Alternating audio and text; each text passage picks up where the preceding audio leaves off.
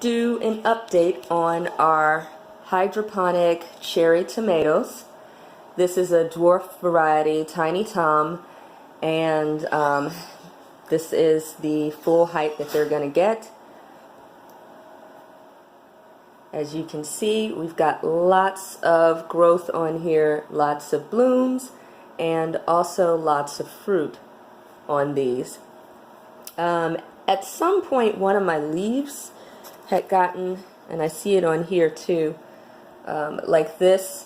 So this is a nutrient issue that I'm going to have to fix.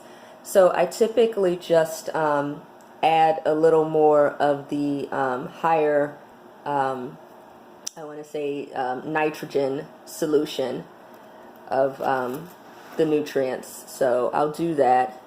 Probably cut that off. We got a dead leaf in here. But got a few tomatoes on this one. Definitely a lot more on this one and this one. So yay.